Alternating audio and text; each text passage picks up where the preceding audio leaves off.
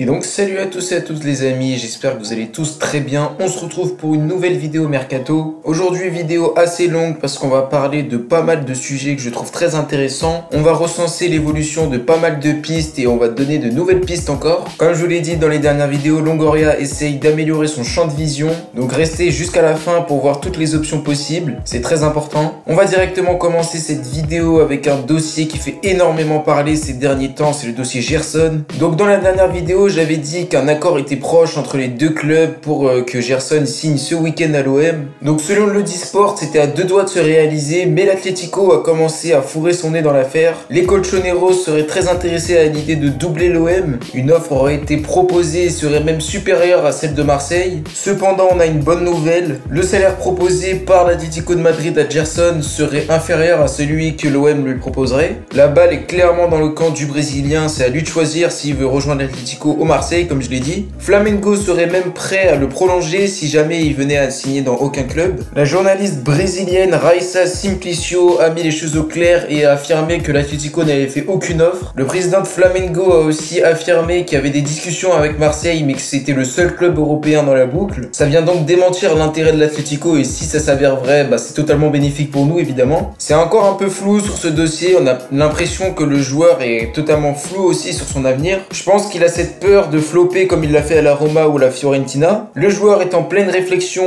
et aurait demandé à l'OM un petit temps pour réfléchir. Il aurait aussi demandé de participer aux Jeux Olympiques cet été, chose que Marseille aurait accepté. Le transfert pourrait donc prendre un peu plus de temps que prévu, à voir s'il se concrétise. On va passer à une deuxième piste qui est jugée très intéressante et c'est celle menant à Thiago Almada, le jeune prodige de 20 ans. Donc on avait parlé dans les anciennes vidéos d'un accord verbal entre Longoria et Almada. Selon Foot 01, cet accord existerait encore aujourd'hui. Le joueur serait encore très chaud pour signer à l'OM et aurait décliné les invitations de la Juventus, de Manchester City ou encore plein d'autres clubs comme Arsenal. Le joueur aurait donné sa priorité à Marseille mais à une seule condition. Il aimerait signer à l'OM le janvier prochain pour finir la Copa Libertadores avec son club du Vélez. Condition qui aurait a priori étonné Longoria. Et cette condition pourrait tout simplement annuler cette piste. Déjà que le Vélez demande beaucoup, en minimum 15 millions d'euros, ce qui est pas mal du tout. Mais en plus de ça, l'OM va devoir attendre 6 mois alors qu'on doit reconstruire notre effectif cet été. Le joueur semble cependant être chaud à l'idée de signer à Marseille, ce qui est une bonne nouvelle a priori. On pourrait donc en reparler dans 6 mois, affaire à suivre. Encore au poste de milieu de terrain, selon le média espagnol Todo Fichajes, l'OM aurait un accord avec Arsenal concernant le transfert de Matteo Guendouzi. Les Gunners aimeraient se séparer du jeune milieu comme on l'a dit dans les dernières vidéos à cause de problèmes comportementaux.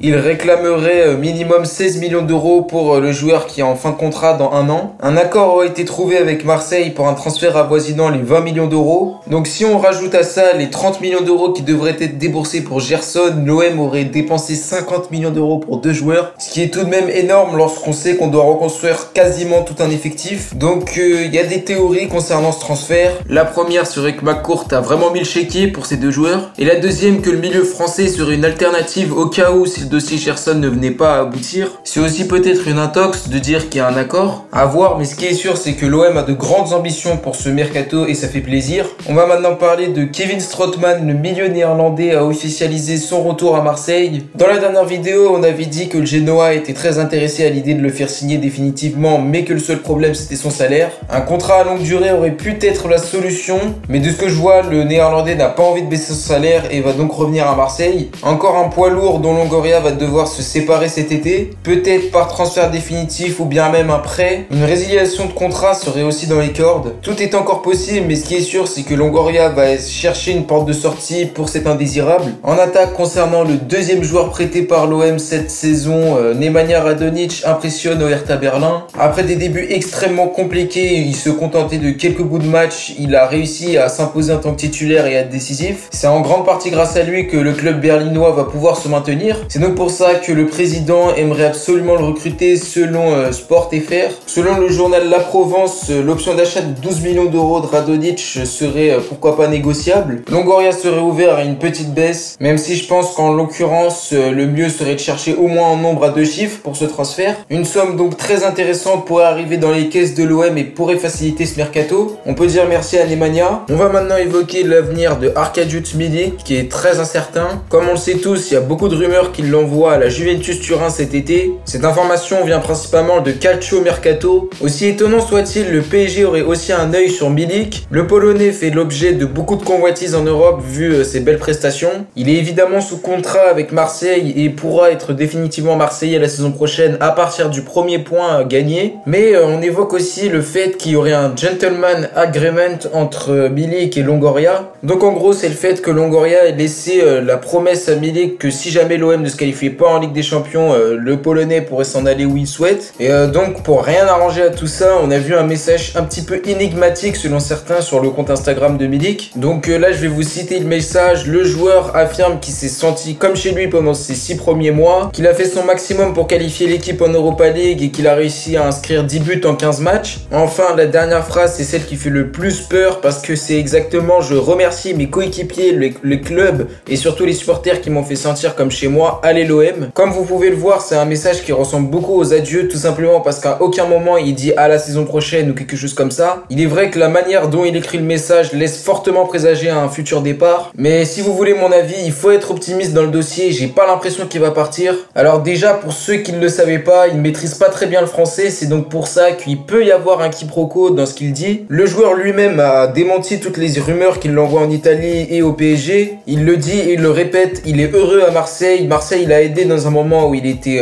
au fond du trou à Naples, il jouait plus. Ce geste-là l'a fortement touché, comme il le dit. Il dit aussi que les journaux italiens aiment bien vendre du rêve, ce qui n'est pas faux du tout. Personnellement, j'y crois pas tellement. Le joueur est prêté avec obligation d'achat. Longoria le dit, Marseille a la main sur le dossier. Alors pour moi, ça peut être un message d'adieu, tout comme ça peut ne pas l'être. Certains le voient comme un message pour dire au revoir, mais ça pourrait être aussi un message pour faire l'état des lieux sur son arrivée et ses 6 premiers mois, en espérant que ce que je dis soit vrai. Si jamais Milik venait à quitter l'OM, il y aurait déjà des pistes pour le remplacer. Selon moi, la plus intéressante à aborder, c'est celle menant à Andy Delors. Le buteur de 29 ans qui joue à Montpellier, qui fait une très grosse saison, serait attiré par l'OM. Donc pour autant, il y a énormément de concurrence sur le dossier. Il y a aussi Lyon qui est dessus. Le Disport nous affirme que pour l'instant, on n'en est qu'au simple stade d'arguments. Longoria ne fait que prendre des arguments pour l'instant. Et évidemment, cette piste a un lien avec celle qui mène à Milik. On va maintenant passer à Nicolas Nkoulou qui est en fin de contrat en juin 2021 et qui pourrait signer à l'OM pour remplacer un Douye Caleta-Tsar ou un Leonardo Balerdi. C'est une autre alternative à la piste Juan Foyth. Le joueur qui a déjà évolué sous les couleurs olympiennes pendant 5 saisons serait pourquoi pas ouvert à un départ à l'OM. Le joueur du Torino serait donc gratuit pour les finances, ce serait pas mal. Personnellement, je valide la piste, j'aime bien le joueur, je trouve qu'il connaît bien chez nous, donc voilà, s'il vient, c'est jamais de refus, en plus gratuitement. On sort un petit peu du cadre des jeunes joueurs, mais bon, là, l'amour du maillot, ça passe avant tout ça, évidemment. Affaire à suivre. Hiroki Sakai a officialisé son départ de l'OM sur son compte Instagram. C'était déjà dans les tuyaux, on l'avait dit, Sakai était pressenti sur le départ pour rejoindre les Urawa Red Diamonds.